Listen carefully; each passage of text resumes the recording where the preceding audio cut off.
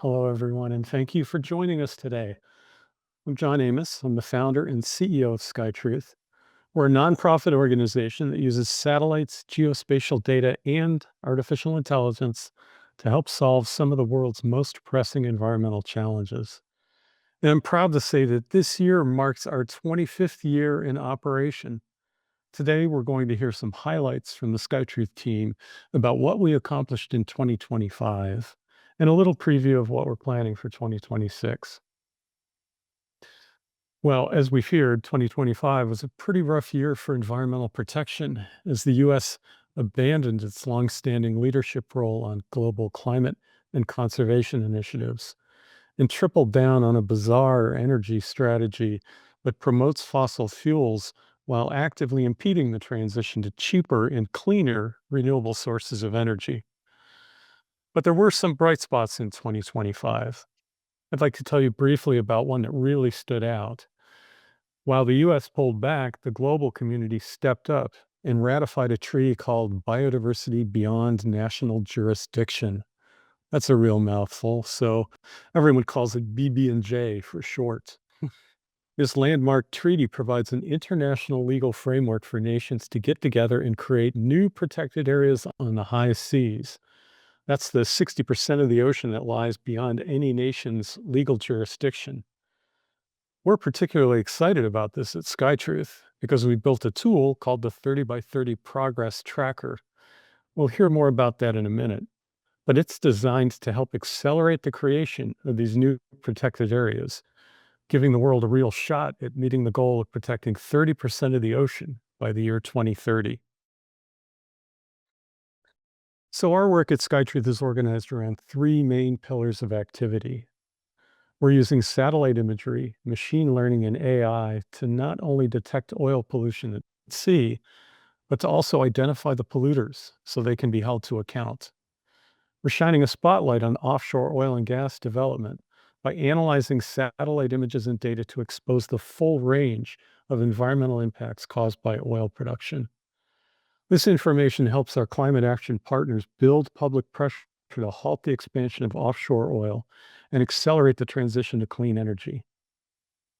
And we're building free public tools designed to promote the equitable creation of new protected areas on land and throughout the ocean, and to ensure these protected areas are not just paper parks, but are indeed effectively protected. And now I'd like to introduce two of my colleagues. Chris Moreau is SkyTruth's product manager, and Michelle De Leon is our chief impact officer. Hi, guys.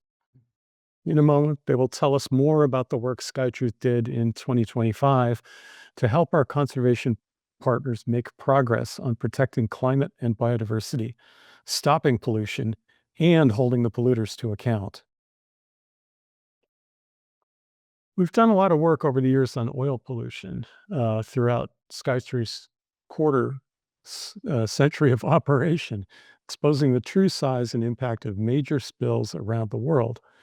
And over the past few years, we've dedicated a lot of effort to spotlight the problem of chronic oil pollution. That's the routine and often intentional day to day spills and oily discharges from shipping and offshore oil development. This cumulative chronic pollution can have serious impacts on the environment and on coastal communities. Yet it's an issue that has received very little attention until now. Chris and Michelle will tell us more about what we've been doing to help our partners bring an end to intentional oil pollution in the ocean. Chris? Thanks, John. As John shared, I'm Chris Moreau, SkyTruth's principal product manager on our tech team, and I'll start with introducing Cerulean, our marine pollution detection app, and some of the progress we've made this year.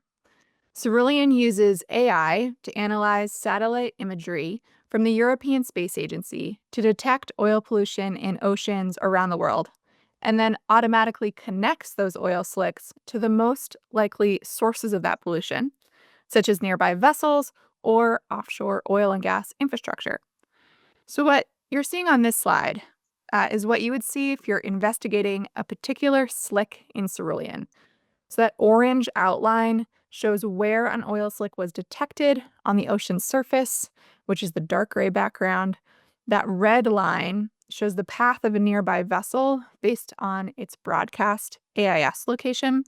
The vessel is actually visible here at that white dot at the tip of the red arrow. And on the left, you can see the vessel's information. And this is the source that Cerulean has identified as the most likely cause of this slick. Here you see it's the tanker AB Victory flagged to Palau. This year, we invested heavily in improving our source detection and matching algorithm. So these source associations are now more accurate and more reliable for our users. You'll also notice a new feature highlighted here in the top left, verified slicks, marked with a blue check. We know satellite imagery can be really difficult to interpret, and while AI tools continue to improve, we always recommend human review. And any Cerulean user can now request verification for any slick or source directly from the app. That request goes to our support team for expert human evaluation. So when you see a blue check mark like this, it means that an analyst has reviewed the satellite imagery and agrees that it appears to be an oil slick coming from the identified source. Verified slicks are helping us balance AI-driven scale with the trust and credibility, which is so essential for journalists and advocates and concerned citizens that are using Cerulean to investigate marine pollution.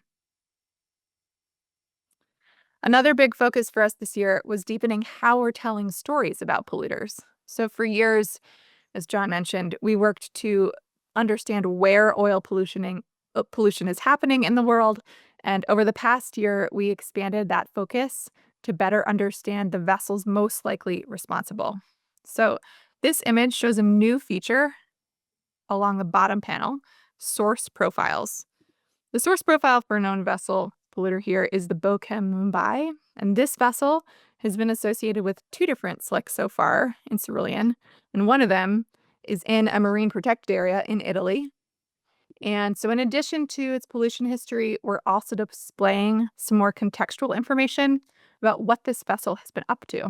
So in this case, on the bottom right there, you can see this vessel's also been associated with 4 AIS off events, which means this vessel has a pattern of turning off its location, broadcasting for unexplained lengths of time, temporarily going dark.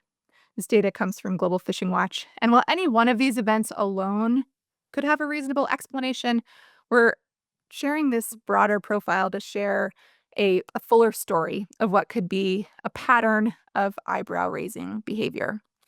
So we know that satellite data from the middle of the ocean can feel abstract, so we're also including photos and trying to make those histories and trends more accessible to visualize what's happening and identify repeat behavior.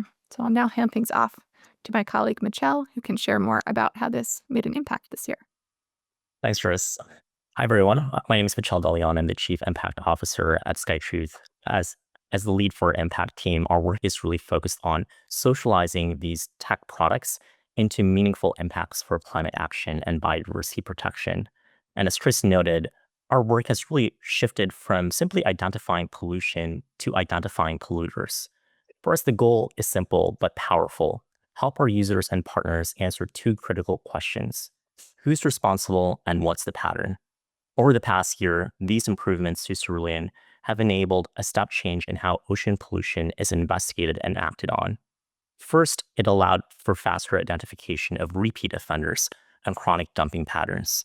Instead of isolated detections, users can now connect incidents over time, seeing where pollution is persistent, who may be involved, and where intervention is most needed.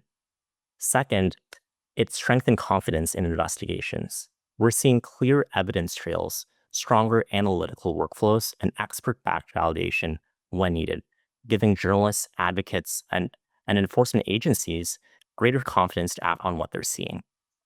Third, it made collaboration more effective. Cerulean is increasingly a shared workspace, supporting coordination between journalists, civil society, enforcement bodies, and even compliance actors who want to address risks before they escalate. And importantly, Cerulean is no longer operating in isolation. Partnerships are really critical for our work at SkyTruth.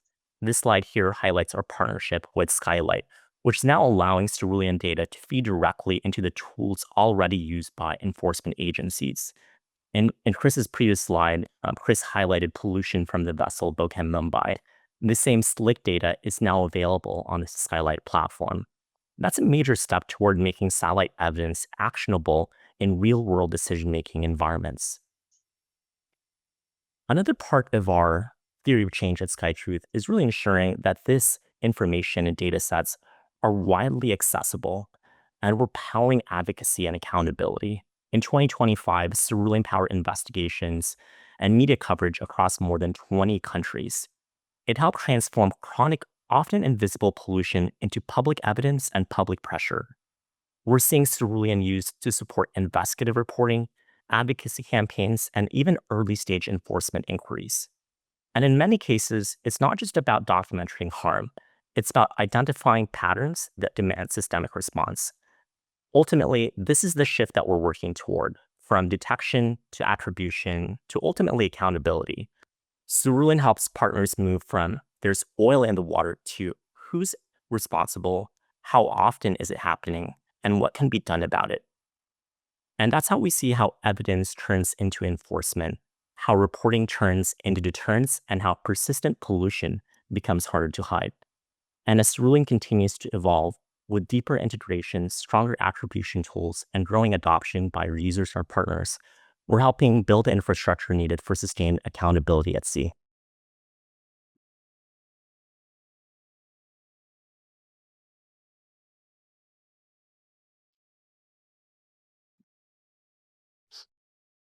So before I started SkyTruth, I spent nearly 10 years working as an exploration geologist, using satellite imagery to help oil and gas and mining companies hunt for resources around the globe. But I became convinced by the science showing that climate change is real, and our dependence on fossil fuels is the major cause of global warming. If we hope to stave off the worst impacts of climate change, we need to transition quickly to cleaner and increasingly cheaper sources of energy. And that means we need to stop the expansion of oil production, particularly in the ocean, where the industry is focusing much of its attention and investment. Chris will kick it off for us once again to talk about our work helping accelerate the energy transition by exposing the true costs of offshore oil development. Back over to you, Chris. Thank you, John. So, another area we focused this year was oil and gas transparency, especially offshore, in effort to support campaigns driving towards an end to fossil fuel dependence. It can be so hard to keep tabs on what is happening far out at sea, especially since the oil industry is moving farther offshore to drill in deeper waters as production areas close to the shoreline become more depleted. So, here's what an offshore oil platform looks like. In this case, you can see there's a fire on the right that is called flaring. It's burning off methane that's often a regular part of oil and gas production operations. We dug into a whole range of environmental risks posed by the offshore infrastructure that we found this year. So I'm thrilled to highlight a white paper we published in collaboration with Global Fishing Watch called Exposing the Environmental Costs of Offshore Oil. Global Fishing Watch has done extensive work mapping offshore oil and gas infrastructure worldwide. There just wasn't a map of this before. And by combining their infrastructure data with SkyTruth's satellite-based pollution detection, we were able to ask a new question: which offshore facilities are polluting the most? So one of the most striking findings was how frequently some of these installations are associated with oil slicks. In some cases, we found facilities polluting in about a third of satellite images taken of them. And that's important context because many of these sites are only revisited by satellites every couple weeks. So that what we're observing in terms of slick count is likely an underestimate of how often pollution is actually occurring.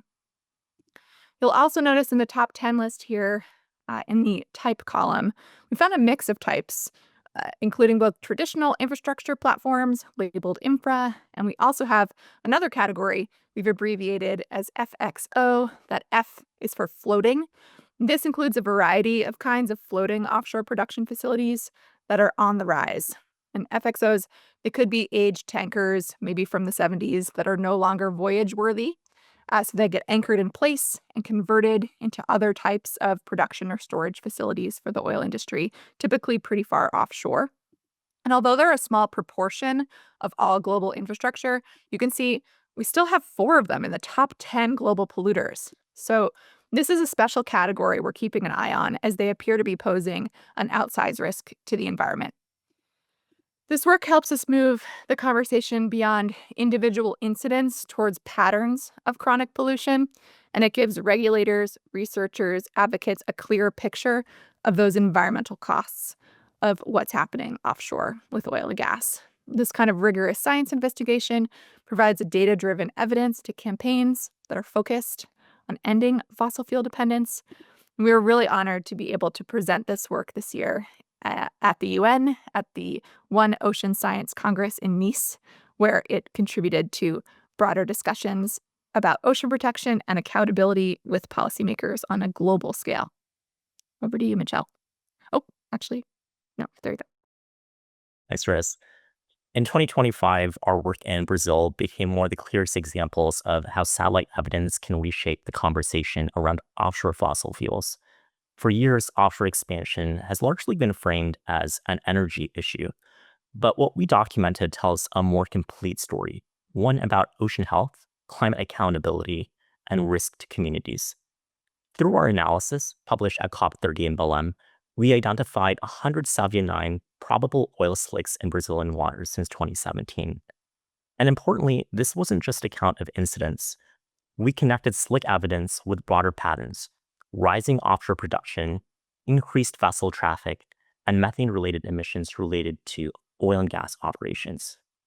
Together, this paints a clearer picture of the cumulative footprint of offshore development. Our findings highlighted what's at stake: risks to marine communities and ecosystems, to coastal communities whose livelihoods depend on healthy waters, and to Brazil's global leadership on climate. This work was released at COP30 at a moment of intense national and international scrutiny over new offshore drilling approvals.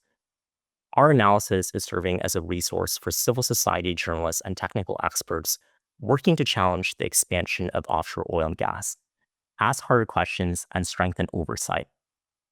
And the impact extends beyond the report. We're deepening our partnerships in Brazil and in other countries to support future analyses, monitoring, and capacity building for our partners. The goal is not one-time intervention, but a foundation for sustained accountability heading into 2026 and beyond. Perhaps most importantly, this work contributed to a broader narrative shift, helping reframe offshore oil from being seen primarily as an energy issue to being understood as an ocean protection and climate accountability issue, strengthening the case for evaluating the full cost of offshore development, including climate emissions, marine pollution, and community health impacts, not just production volumes. For us, the real value of this work isn't just about revealing the problems that we see from satellite imagery, but it's really equipping local actors with credible, independent evidence that they can use to inform policy debates, shape media narratives, and influence development decisions.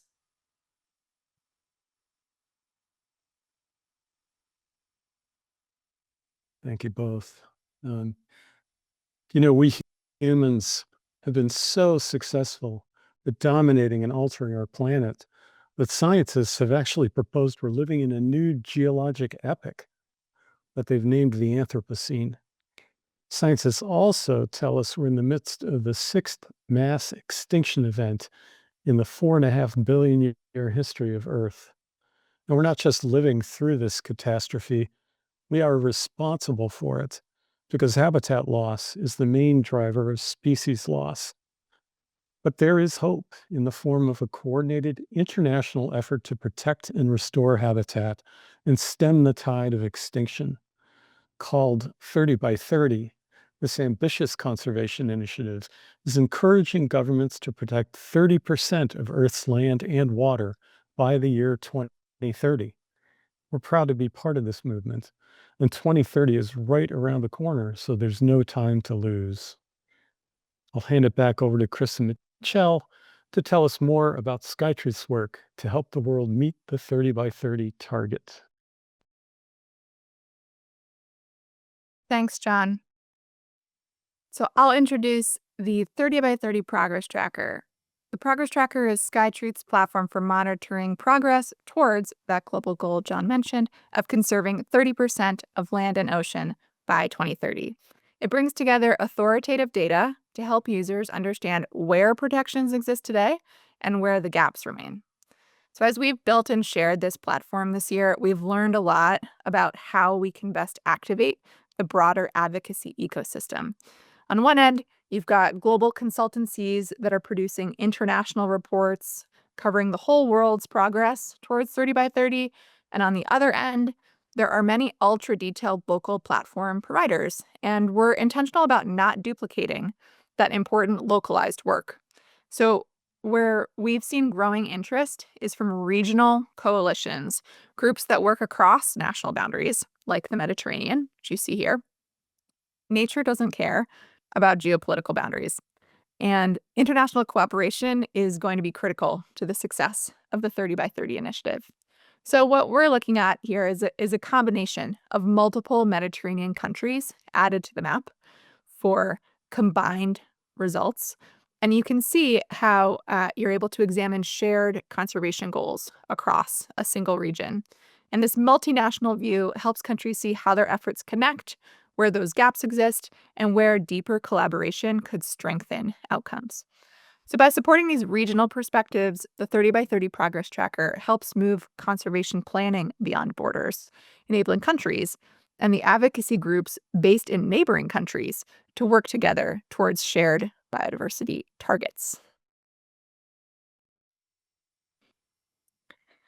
Another big milestone for SkyTruth this year was expanding our efforts with 30 by 30 beyond the ocean and onto land. This time last year, terrestrial data had been in the 30 by 30 Progress Tracker for just a few weeks. And so in the last year, we're not only supporting land conservation alongside marine protection, we're also investing in new research and development to bring novel insights into this space. And one area we're particularly focused on right now is terrestrial protected area effectiveness. Nobody thinks that paper parks or protected areas that exist in name only without real enforcement are a good outcome for the environment. In the marine world, there are established ways to measure protected area effectiveness, but on land, we're still seeing a big gap in how to do that consistently without the expense of boots on the ground, which not every nation can afford right now. So we're exploring a simple, globally applicable way to assess terrestrial protected area effectiveness using satellite data, something that can help advocates and decision makers identify where stronger protection is going to be most helpful on a macro scale. One of the first responses we were thrilled to see from this R&D work came from the National Parks of Paraguay, which was an encouraging signal that this approach resonates with real-world practitioners. And so we'll continue to dig in deep here this year into 2026, building new partnerships and advancing tools that help turn conservation commitments into meaningful protection on the ground. Thanks, Chris. A big part of our work in 2025 is turning 30 by 30 from a global aspiration into something coalitions can actually use to set goals, tell compelling stories, and demand action. 30 by 30 is a powerful target, but it can also feel quite abstract. And for many coalitions working across regions, as Chris noted, it's been difficult to translate that ambition into something measurable, coordinated, and actionable. The Mediterranean Sea Alliance is a clear example. It's a coalition that spans multiple countries, legal systems, and political contexts, which historically has made region-wide accountability extremely difficult. In 2025, we began partnering with the Alliance to change that. First, we worked together to set region-wide baselines for marine protection across the Mediterranean, moving beyond fragmented national statistics and toward a shared understanding of what protection actually looks like across the region. Second, we supported tracking collective progress toward shared goals, including Spain's push for higher levels of protection, helping partners see where momentum is building and where more effort is needed. And third, the tracker helped identify gaps and uneven protection, giving advocates a clearer picture of where political will or implementation is lagging and where advocacy can be most strategic. As a result, the 30 by 30 progress tracker is becoming more than just a monitoring tool. It's actually becoming a strategic backbone for coalition storytelling, supporting campaign narratives, and helping translate complex protection data into clear, accessible messages for policymakers, media, and the public. And it's giving coalitions a shared evidence base that they can align around. We also play a key role in supporting the Ocean Protection Gap Report, a flagship product of the Together for the Ocean coalition. Using the tracker, the report clearly showed the gap between political commitments and actual protection on the water. It helped move the conversation from promises to implementation, and it became a global media and advocacy moment, helping bring renewed attention to the urgency of meaningful protection. Through these partnerships, the 30 by 30 Progress Tracker has evolved from a standalone tool into something much more powerful. It's becoming a shared reference point for NGOs, journalists, and funders, a common source of credible, independently verifiable data, and a way to anchor abstract global targets like 30 by 30 into reality in what's actually protected, what's not, and what must happen next. Because ultimately, biodiversity protection doesn't move forward on ambition alone. It moves forward when coalitions have the data they need to align, advocate, and hold decision makers accountable. That's where we see the role of the tracker beginning to play, helping turn commitments into coordinated action and global goals into measurable progress.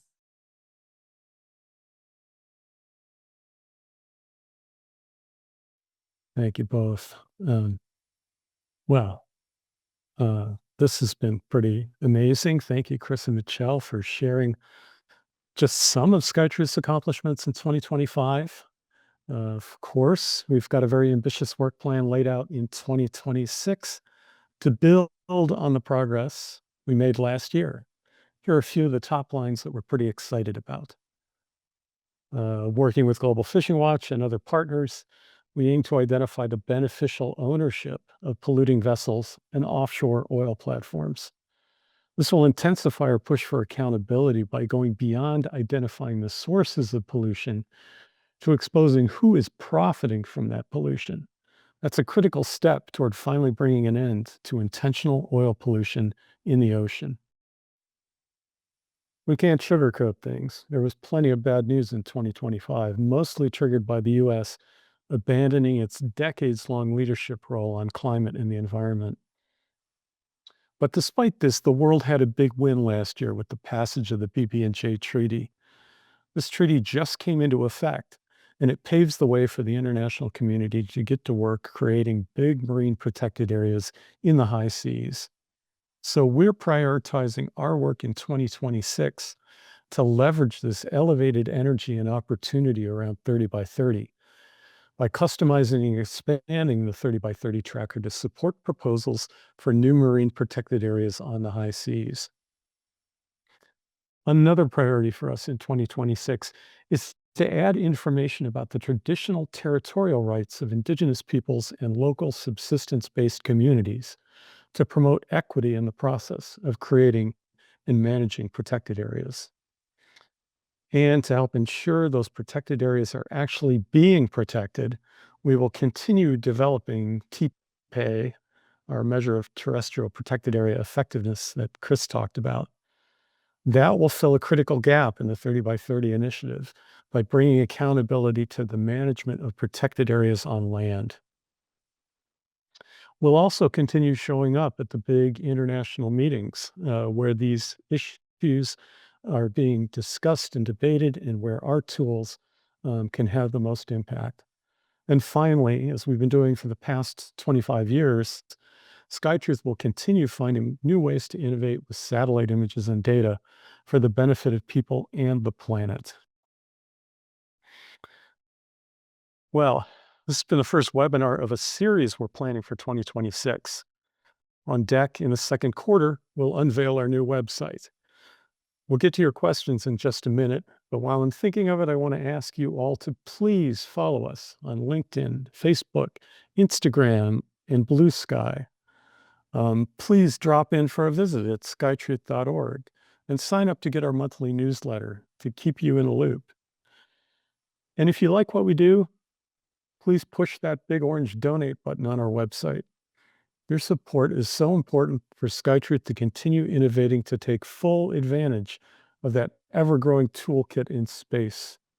Your support ensures that we can keep making our tools, data, and images available for free to anyone who cares about what's happening in the environment anywhere on Earth. So thank you.